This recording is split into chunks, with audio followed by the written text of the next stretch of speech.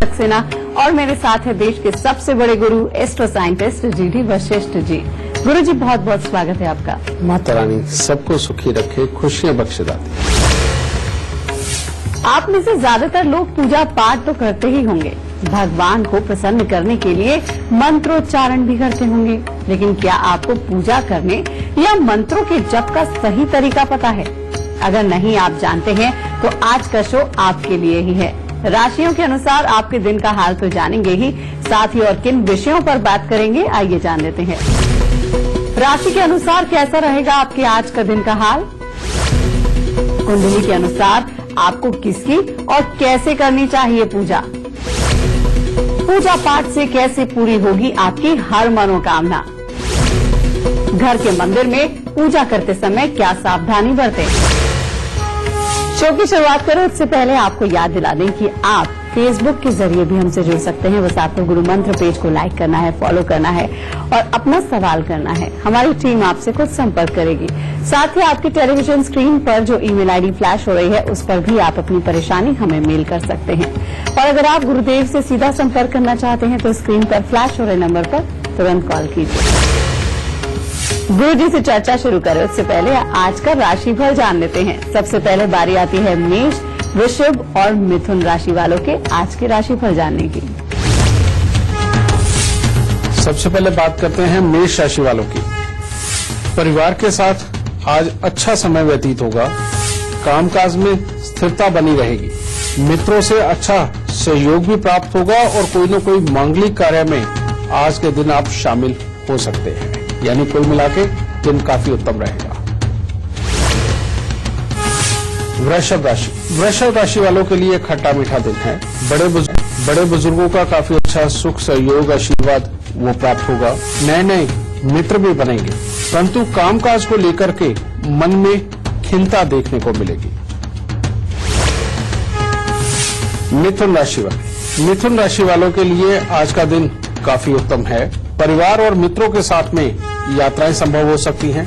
आज के दिन आपके लिए काफी सुखद समाचारों की प्रधानता रहेगी और हर तरह का भाग्य का साथ भी प्राप्त होगा, परंतु स्वास्थ्य के अंदर कुछ अस्थिरता हो सकती है और खर्चे पर नियंत्रण बना के रखें। और अगर आज के दिन आप एक पूजा वाला नारियल मंदिर में देकर के जाएंगे तो आपके लिए बेमतलब के खर्चों से बचाव हो सकता है। गुरु जी सबसे पहले आपसे जानना चाहते हैं कि पूजा पाठ का हमारे जीवन पर क्या प्रभाव पड़ता है? बेटा, पूजा पाठ हमारे जो ऋषि मुनि रहे हैं, हमारे जो बुजुर्ग रहे हैं, उन्होंने ये एक ऐसी पद्धति ईजाद की बेटा कि जिससे सही मायने में इंसान के अंदर धैर्य उत्पन्न होता है, विश्वास उत्पन्न होता है, अपने लोगों के प्रति और जीव सजीव जितने भी धरती पर जीव जंतु है, पेड़ पौधे हैं, उनके प्रति प्यार उत्पन्न होता है। और अध्यात्म ही हमें सही मायने में इंसान बनाता है, ये बात बिल्कुल सत्य है। और जो भी इंसान आध्यात्मिक होकर के परमात्मा में विश्वास रखता है, वो कभी भी जीवन के अंदर कोई भी गलती करने से पहले रुकता जरूर है। समझे? और जिन लोगों का अध्यात्म पे पूजा पाठ के ऊपर विश्वास नहीं है, वो इंसान निर्विघ्न गलती कर सकता है, यानी कि कहीं भी किसी भी हद तक जा सकता है। और यही कारण है कि जब से ये मंदिरों का साथ छूटा है लोगों से, जब से उनका जीवन बहुत ज्यादा व्यस्त हो गया है शहरों के अंदर आकर के, और जब से ये आलस्य की प्रधानता ज्यादा बढ़ी है, यानी कि जीवन के अंदर ऐसे हालात अपने बना लिए कि सुबह 9-10 बजे से पहले नींद ही नहीं खुलती, जब से ये हालात बने हैं बेटा, तब से दुनिया के अंदर अत्याचार, दुनिया के अंदर तकलीफें, दुनिया के अंदर ना करने वाले काम, इन सब की बड़ी तेजी से बढ़ोतरी हो रही है बेटा। हमारे घरों में शुरुआत से ही ये सब चीजें बचपन से ही सिखाई जाती थी कि सुबह सवेरे उठ करके जब आप नहा धो लेते हो, सबसे पहले परमात्मा को प्रणाम करो। घर के जो बड़े हुआ करते थे वो सबसे पहले नहा धो करके दिया बत्ती करने का काम, धूप बत्ती करने का काम किया करते थे, जिससे ये जो धूप की जो खुशबू है ना बेटा, ये वैसे ही जैसे ही हमारे नथनों से हमारे अंदर जाती है, एक तरह का परमात्मा के नाम का प्रसार हमारे अंदर जाता है। और वो प्रसाद एक श्रद्धा रूप का वो वरदान मिल जाता है, प्रसाद मिल जाता है जो हमें वाकई में सात्विक बना करके क्या गलत है क्या सही है इसका ज्ञान जरूर देता है। और जिस इंसान को गलत और सही का ज्ञान होने लगता है वो इंसान स्वयं अपने और अपने परिवार के काम तो आता ही है, साथ ही वो अपने अड़ोस पड़ोस रिश्तेदार या जिनको वो जानता तक नहीं है उन लोगों के साथ में भी हमदर्दी करके एक अच्छे समाज का निर्माण करने में अच्छी भूमिका अदा करता है। गुरुजी से चर्चा हम आगे भी जारी रखेंगे, लेकिन अब बारी आती है आपको ये बताने की कि आपके घर में जो मंदिर है उसका वास्तु कैसा होना चाहिए।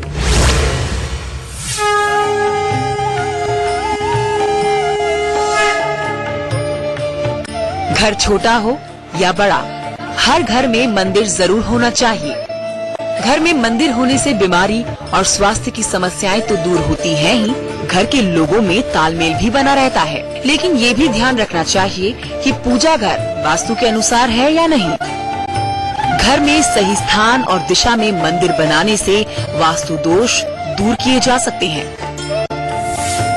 जैसे पूजा घर के पूर्व या पश्चिम दिशा में देवताओं की मूर्तियां होनी चाहिए, लेकिन पूजा घर में रखी मूर्तियों का मुख उत्तर या दक्षिण दिशा में नहीं होना चाहिए और देवताओं की दृष्टि एक दूसरे पर नहीं पड़नी चाहिए।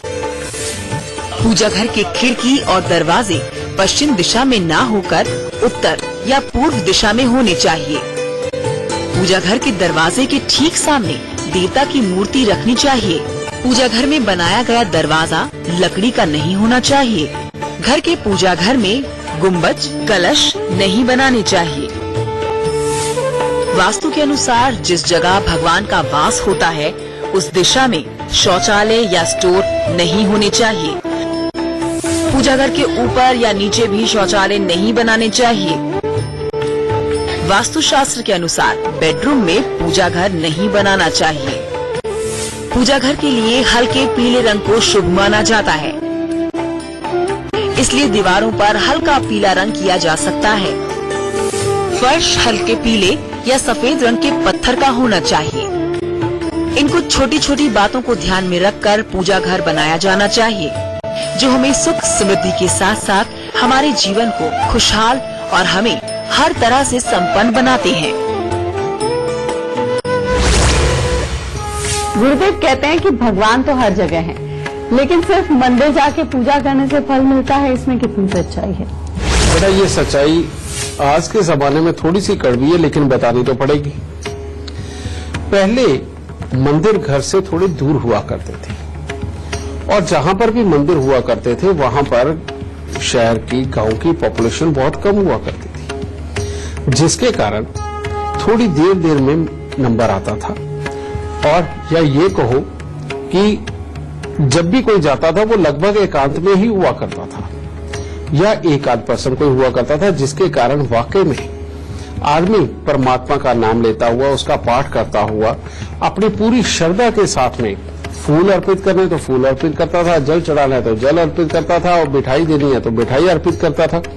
तो बेटा एक तरह की परमात्मा से बात हो जाया करती थी। वो भगवान का घर माना गया है कि हम चल के गए हैं भगवान के घर पे और उसका आशीर्वाद प्राप्त करने के लिए, अपने दुखों से निजात पाने के लिए हम उससे बात करके आते थे।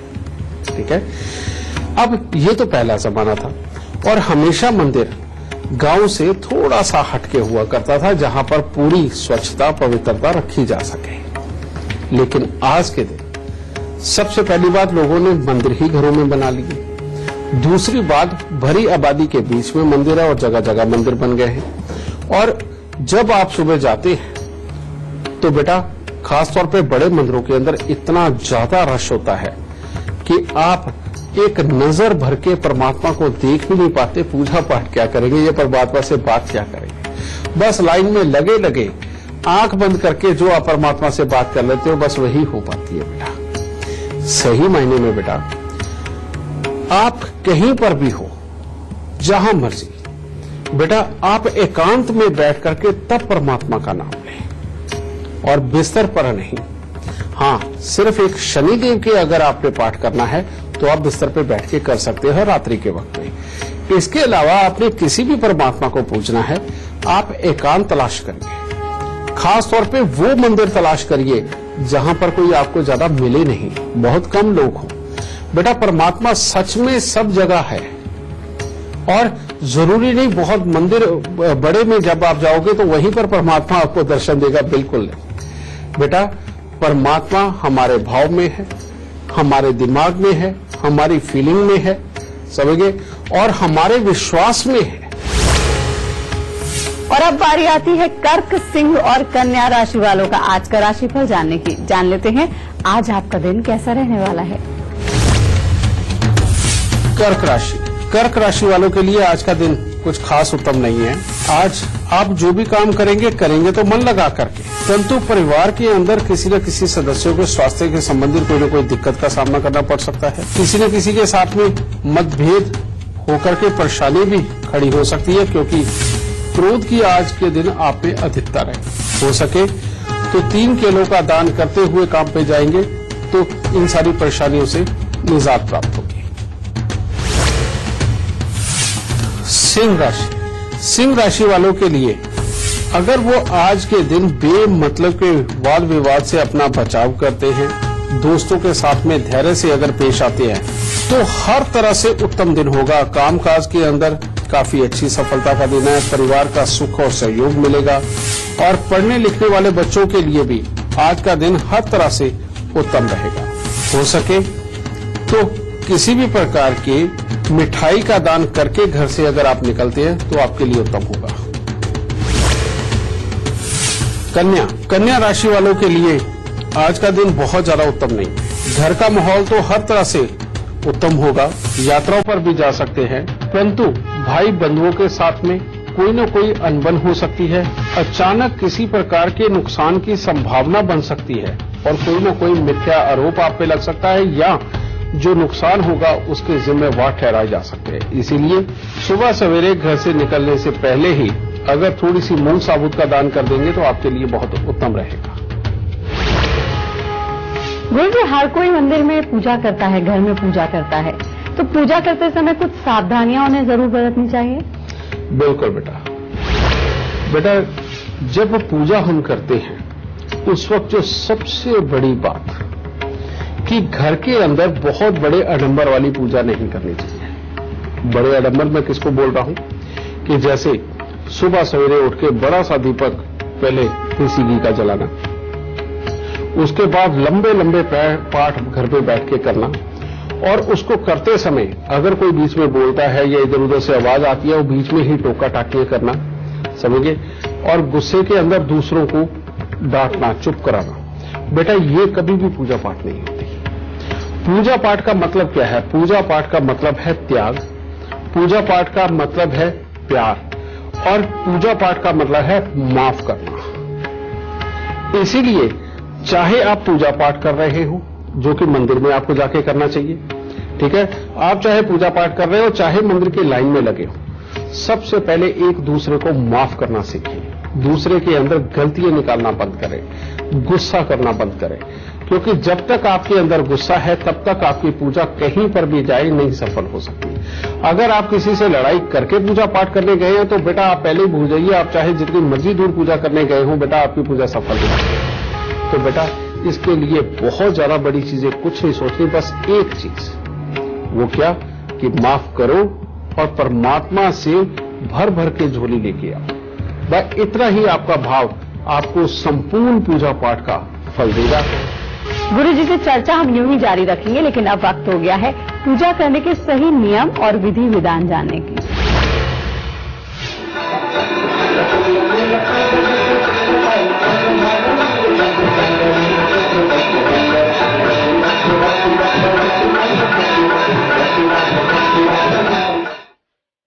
माना जाता है कि ईश्वर को प्रसन्न करने के लिए मन में सच्ची भक्ति होनी चाहिए।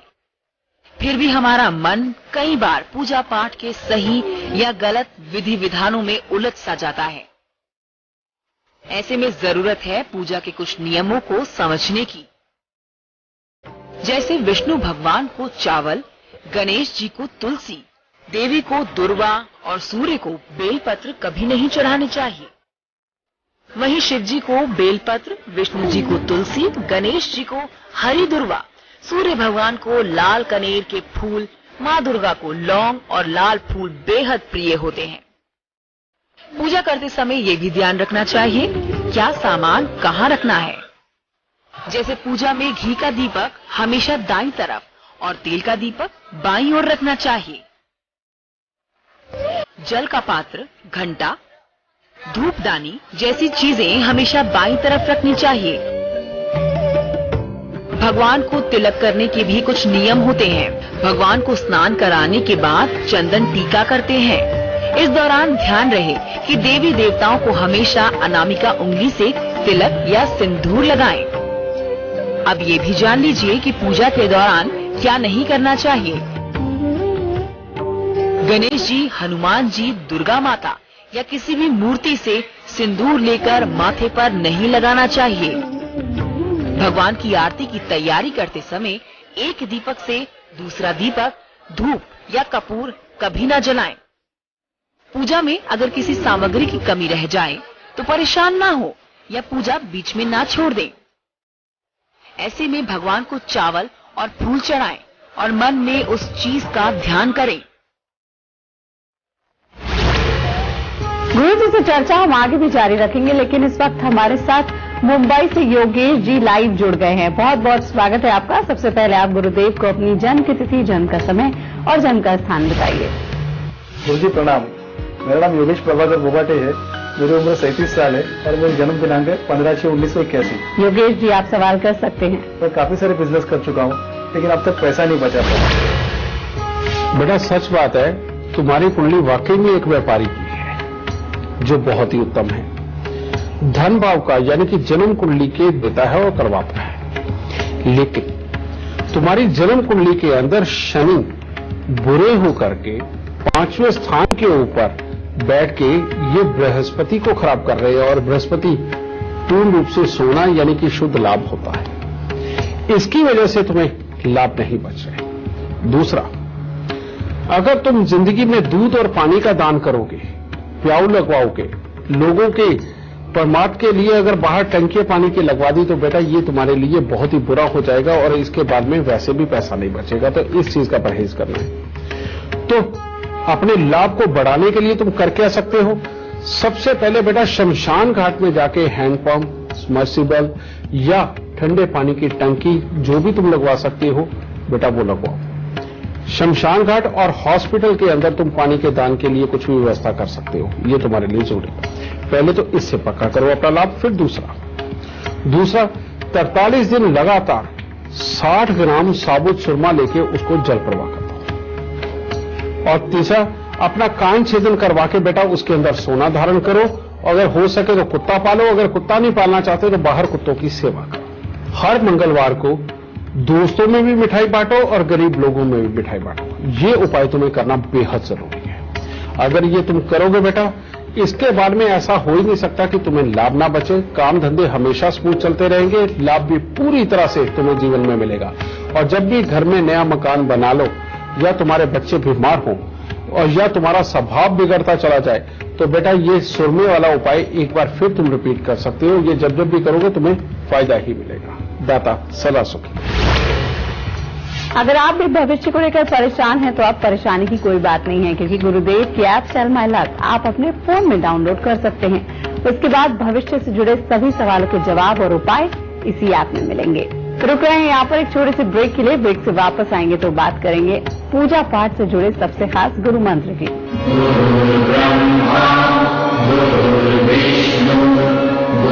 एक बार फिर से आप सभी का स्वागत है। आज हम बात कर रहे हैं पूजा पाठ में होने वाली गलतियों की। तुला, वृश्चिक और धनु राशि वालों का आज का दिन कैसा रहेगा? क्या कहता है आपका राशिफल? आइए गुरुजी से जान लेते हैं। तुला राशि वालों को आज के दिन परिवार का अच्छा सुख और सहयोग प्राप्त होगा। कामकाज भी ठीक ठाक चलेगा, परंतु धन से संबंधित कोई न कोई चिंता बन सकती है।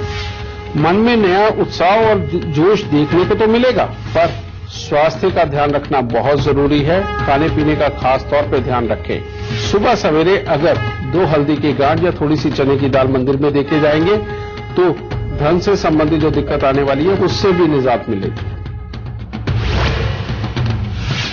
वृश्चिक राशि में जो बच्चे हैं उनकी लिखाई पढ़ाई के लिए आज का दिन काफी उत्तम है। मित्रों की भी अच्छी सहायता मदद वो भी प्राप्त होगी। परिवार के साथ भी अच्छा समय व्यतीत होगा, परंतु घर में किसी न किसी तरह की कोई परेशानी आ सकती है, इसीलिए सुबह सवेरे मिठाई का दान मंदिर में करें। धनु राशि वालों के लिए आज का दिन कामकाज के लिए हर तरह से उत्तम है। परिवार का भी हर तरह से सुख और सहयोग प्राप्त होगा, परंतु स्वास्थ्य के प्रति आपको थोड़ा सा सचेत रहने की आवश्यकता है और रोड पे चलते हुए, गाड़ी चलाते हुए ध्यान रखना पड़ेगा, क्योंकि अनजान व्यक्तियों के साथ बेमतलब की बहस, बेमतलब का लड़ाई झगड़ा वो खड़ा हो सकता है। इससे अगर आप निजात पाना चाहते हैं तो थोड़े से साबुत बादाम राह चलते किसी भी गरीब को अगर दान देंगे तो आपके लिए उत्तम होगा। गुरु जी, घर में जो लोग मूर्ति स्थापना करते हैं उसकी सही विधि क्या होती है और किन मूर्तियों की स्थापना हमें घर में नहीं करनी चाहिए?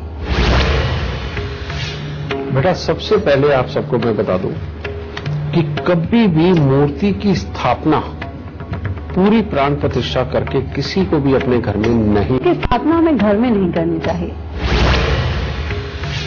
बेटा, सबसे पहले आप सबको मैं बता दूं कि कभी भी मूर्ति की स्थापना पूरी प्राण प्रतिष्ठा करके किसी को भी अपने घर में नहीं करवानी चाहिए। आपको एक सिंपल तौर पे बात मैं बता देता हूं बेटा, कि जहां भगवान रहते हैं वहां इंसान नहीं रह सकता। इस बात को कभी मत भूलिए। और क्योंकि भगवान और इंसान, इन दोनों में बहुत बड़ा फर्क है, ठीक है।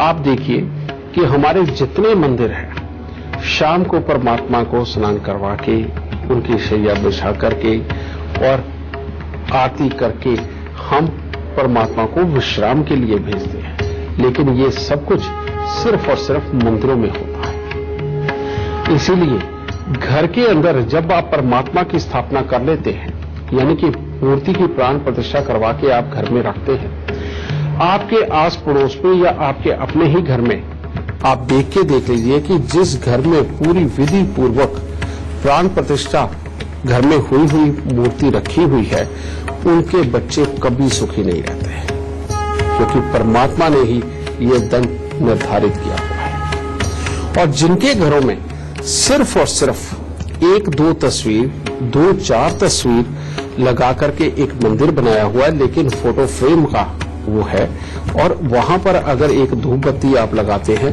तो बेटा आप देखिए उस घर में सब कुछ बहुत ही अच्छा कुशल चलता है और बच्चे भी जीवन में तरक्की करते हैं। समझ गए?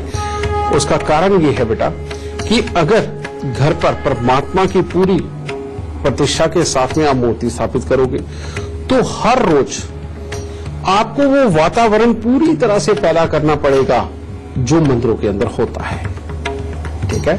और जब ये वाला वातावरण पूरी तरह से अपने घर के अंदर बनता है तो बच्चों के अंदर दुनियादारी से लड़ने की जो अक्ल है वो अपने आप कम होती चली जाती है और बच्चे सीधेपन पे आते हैं और वो हालात बनते चले जाते हैं। और इसका एक साइंटिफिक रीजन भी मैं आपको बता देता हूं। जब परमात्मा की स्थापना आप घर पे करेंगे तो उस वक्त में एक ज्योत लगातार जलने वाली आप वहां पर जलाएंगे और वो लगातार जलने वाली ज्योत के कारण आपके घर की ऑक्सीजन चलती रहेगी और वो जली हुई ऑक्सीजन जैसे जैसे ज्यादा मात्रा में बच्चे के अंदर जाती रहेगी, उसकी याद रखने की क्षमता, उसकी दुनियादारी से लड़ने की क्षमता, उसकी काबिलियत जो दिखे, वो वाले जो गुण अपने आप मरते चले जाएंगे। गुरुजी से चर्चा हम आगे भी जारी रखेंगे, लेकिन अब वक्त हो गया है मकर, कुंभ और मीन राशि वालों का आज का राशिफल जानने की। मकर राशि वाले अगर आज के दिन दोस्तों में बैठ करके अपनी संगति को किसी भी तरह से अगर खराब नहीं करेंगे, यानी कि अच्छे दोस्तों का संग करेंगे, तो हर तरह से कामकाज में भी सफल होंगे, परिवार की तरफ से भी हर तरह का सुख, सहयोग, तालमेल सब अच्छा रहेगा और यात्राएं भी अच्छी होने का आज अच्छा दिन है। कुंभ राशि वालों के लिए आज का दिन कुछ खास अच्छा नहीं है। आज सुबह से ही आपके स्वभाव में खिन्नता रहेगी। मतलब कि किसी न किसी के साथ बहस हो सकती है। स्वास्थ्य में भी कोई न कोई गड़बड़ी देखने को मिल सकती है। खाम खाई का चिड़चिड़ापन आज दुखी करेगा। हो सके तो सुबह सवेरे ही अभी आप थोड़े से जौ दूध के साथ धो करके बाहर पक्षियों को डालें। मीन राशि वालों के लिए भी काफी खट्टा मीठा सा दिन है। कार्यों में तो सफलता दिखा रहा है आज का दिन। यात्राएं भी होनी संभव है, परंतु व्यवहार में खाम खाई का गुस्सा ज्यादा बढ़ेगा। अब इसके कारण किसी न किसी के साथ में मनमुटाव होने की स्थिति है। मतलब के नकारात्मक विचार मन में वो उत्पन्न हो। अगर इससे आप बचाव करना चाहते हो तो वही उपाय थोड़े से जौ दूध के साथ धोकर के बाहर पक्षियों को जरूर डाल दें। गुरुजी, हर कुंडली के हिसाब से इष्ट देव होते हैं। बिल्कुल, लोग उनकी पूजा भी करते हैं। आपसे जानना चाहते हैं कि अपने इष्ट देव की पूजा कुंडली के हिसाब से किस तरह से करनी चाहिए। बेटा, जन्म कुंडली के दूसरे घर के अंदर जो भी ग्रह बैठा हुआ हो या दूसरा घर खाली हो तो वहां जिस ग्रह की राशि है उससे संबंधित जो भी देवी देवता होता है उसको आप इष्ट मना सकते हो। नहीं तो जन्म कुंडली का 5वां घर हमारे दिमाग का होता है, हमारी अकल का होता है, हमारी इज्जत का होता है, हमारे पिता और पुत्र के सुख का होता है, और बाहर जो हमारी वाकई में इज्जत का वर्चस्व खड़ा होना होता है उसका होता है। या फिर 5वें घर में जो भी ग्रह बैठा हुआ हो, शुभ हो, बेटा उससे संबंधित इष्ट जो आपके बनते हैं उनकी पूजा करना, उनको इष्ट मानना आपके लिए बहुत उत्तम है। तीसरा, अगर भाग्य स्थान में कोई शुभ ग्रह बैठा हुआ हो, यानी कि जन्म कुंडली के 9वें घर में, तो उसको इष्ट मानना आपके लिए महाफलदायी होगा, क्योंकि हर जगह भाग्य का साथ देना तभी आदमी की जिंदगी बढ़ पाती है ना। तो लेकिन कौन से ग्रह से कौन से इष्ट होते हैं ये मैं आपको बता सकता हूं। इसके अलावा बेटा और घरों में बैठे हुए शुभ ग्रह या अशुभ ग्रह, उनको अगर आप इष्ट मान के चलते हैं तो बेटा वो आपकी तकलीफों के कारण भी बन सकते हैं। कारण ये है कि परमात्मा ने ये पहले से ही एक खाका, एक प्रारूप तैयार कर रखा है कि जो ग्रह दूसरे 5वें 9वें का होगा वही इंसान का इष्ट होगा, यानी कि इंसान उसी का अंश होगा। जैसे हम हनुमान जी को भी रुद्र अवतार बोलते हैं ना बेटा, तो उनके चंद्रमा जरूर भाग्य स्थान में थे, समझेंगे, इसलिए वो रुद्र अवतार है। तो आप ये समझ लीजिए कि जो भी ग्रह आपके भाग्य स्थान में होगा आप उसी देवता के अंश हो, और उस देवता की पूजा करने पे ही आपका भाग्य बढ़ेगा। इस बात को अपने जीवन में कभी मत भूलिएगा, ठीक है। अब सूर्य हो तो विष्णु भगवान की पूजा आपके लिए बहुत उत्तम है। चंद्रमा हो तो भोलेनाथ की पूजा आपके लिए बहुत उत्तम है। मंगल हो तो अगर आप मर्द हैं तो हनुमान जी की पूजा, और अगर आप औरत है, लड़की हैं, तो गणपति जी की पूजा आपके लिए बहुत उत्तम है। और अगर बुध हो तो मां दुर्गे का कोई भी स्वरूप आप चुन सकते हैं, ठीक है।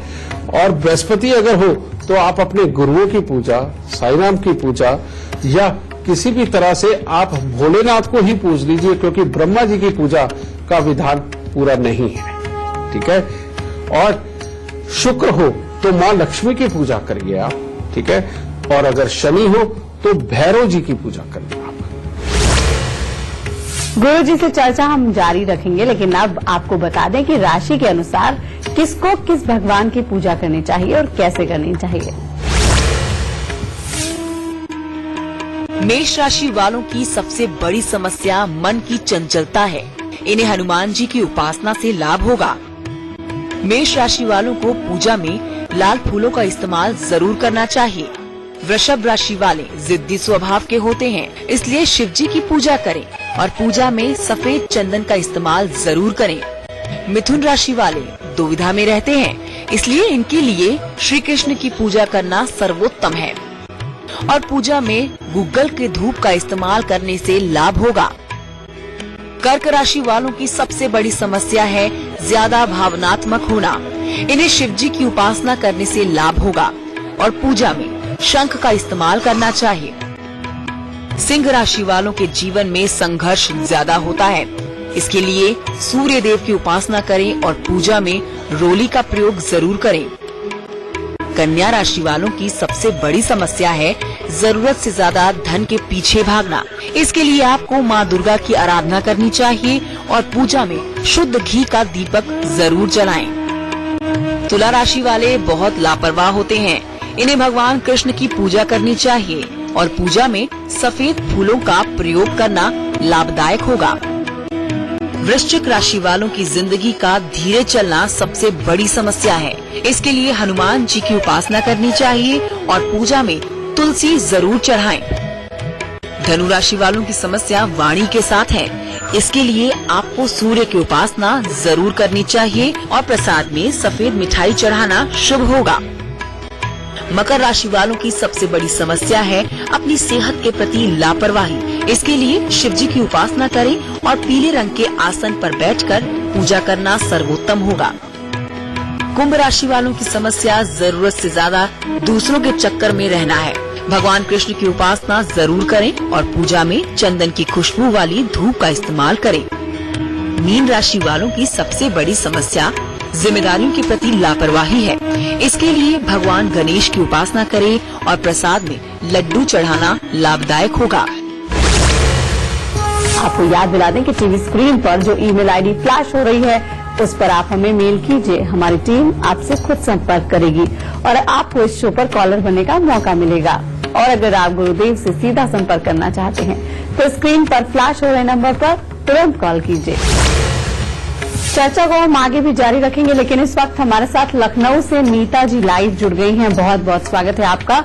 नीता जी, सबसे पहले आप अपनी जन्म की तिथि, जन्म का समय और जन्म का स्थान बताइए, फिर सवाल कीजिए। मैं अपने बेटे के बारे में कुछ जानना चाहती हूँ। उसका जन्म लखनऊ में हुआ है। उसकी डेट ऑफ बर्थ 11 सितंबर सन 1998 है और समय 8:50। नीता जी सवाल कर सकती हैं। गुरुजी, उसने इसी वर्ष इंटर की परीक्षा उत्तीर्ण की। मैं उसके भविष्य के बारे में कुछ जानना चाहती हूँ। बेटा, तुम्हारे बच्चे की जन्म कुंडली के अंदर अच्छे और बुरे दोनों योग समान रूप से बैठे हुए हैं। ये बात पक्की है कि बच्चा ये पढ़ लिख भी जाएगा और अच्छे कार्य पे पहुंच भी जाएगा, लेकिन हमेशा कंफ्यूजन में रहेगा। और ये जो चंद्र शनि का मेल है बेटा, ये बढ़ती उम्र के साथ में आंखों को खराब करता है। आदमी पैसा कमाता है, अपना पैसा संभाल नहीं पाता। दूसरा बेटा, जन्म कुंडली के अंदर 5वें स्थान पर बैठे हुए खराब बृहस्पति कभी भी कामकाज के स्मूथ नहीं चलने देते, उससे कभी सेटिस्फेक्शन नहीं आने देते। इन दोनों का इलाज हो जाने के बाद कामकाज की तरफ से तुम्हें निश्चिंत रहने की जरूरत है। और ये पहला उपाय क्या है?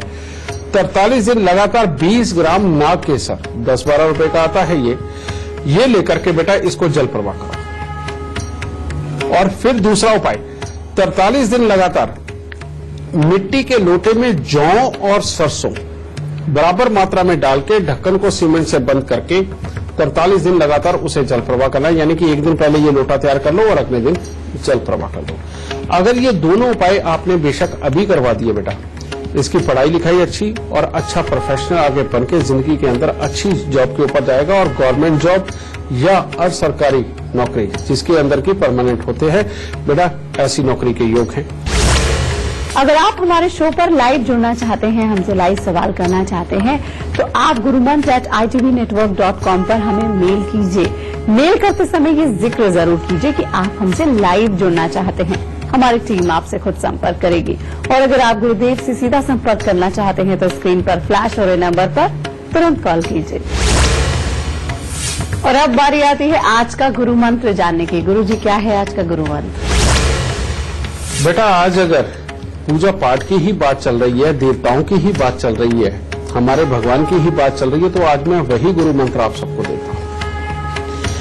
कभी भी बेटा जहां आपका रिश्तेदार या पड़ोसी जा रहा है उस हिसाब से पूजा पाठ कभी मत करो कि आपको नया किसी ने बताया, आप उसके पीछे लग के चल पड़े और वहां जाकर के आपने उन्हीं को देख देख के जिस तरह से वो कर रहे हैं उस तरह से पूजा पाठ करनी शुरू कर दी।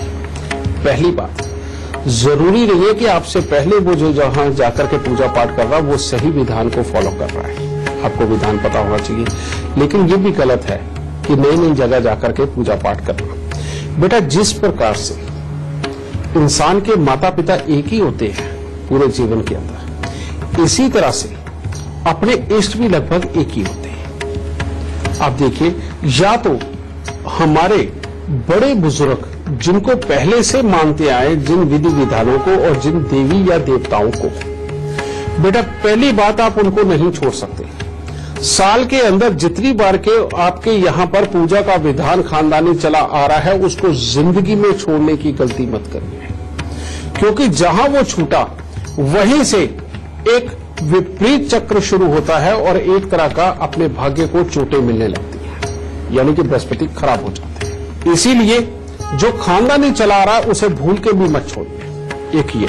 दूसरा बेटा, देखा देखी कहीं पर नई नई जगह पर जाकर के पूजा पाठ मत करिए और सिर्फ आपके भाग्य के साथ संबंध रखने वाले, धन भाव के साथ या दिमाग वाला घर, पांचवें घर के साथ संबंध रखने वाले जो भी ग्रह हो, आप जिंदगी के अंदर रेगुलर रोज पूजने वाली जो पूजाएं हैं वो सिर्फ उनकी करिए। ये आपके भाग्य को कहीं का कहीं पहुंचा देगा। और तीसरी सबसे बड़ी बात बेटा, सर आपको हर परमात्मा के आगे झुकाना है, चाहे वो किसी का भी देवता हो, कभी किसी की निंदा नहीं करनी और पूजा पाठ सिर्फ अपने देवताओं का पूरा विधान फॉलो करना है, ये चीज। और कभी भी अपने देवता अगर आप बदलते हैं, समझिए कहने का मतलब, अगर पहले से चली आ रही पूजा पाठ को अगर आप छोड़ते, नए की पूजा पाठ करने लग जाते हो, लेकिन पहले वाले छोड़ चुके आप जो खानदानी चले आ रहे हैं, तो बेटा इस शराब को भुगतने को आपको तैयार रहना पड़ेगा और जो भविष्य के अंदर नजर आएगा, क्योंकि कहते हैं ना कि परमात्मा के घर देर से सब कुछ होता है, लेकिन होता वही है जो वो करना चाहता है और एक दिन करके छोड़ता है। तो बेटा अच्छा फल देना, खानदानी पूजा पाठ को बिल्कुल मत छोड़िए। इसमें एडिशनल अपने भाग्य को बढ़ाने के लिए अगर करना चाहते हैं तो सिर्फ जन्म कुंडली के दूसरे, पांचवें और नौवें घर के अंदर जो भी शुभ ग्रह बैठा हुआ बेटा, उनमें से किसी एक को अपना देवता मान के जीवन के अंदर आगे बढ़िए, जीवन में सदा खुशहाली बनी रहे। तो गुरु जी ने आज इतनी सारी अच्छी जानकारी दी है, उम्मीद करते हैं आपने ध्यान से सुनी होंगी। बस आप लक्षण याद रखिए और उपाय करते रहिए। गुरु जी बहुत बहुत शुक्रिया इतनी सारी जानकारी। माता रानी सबको सुखी रखे, खुशियां बख्शे। आज के लिए हमें दीजिए इजाजत। नमस्कार।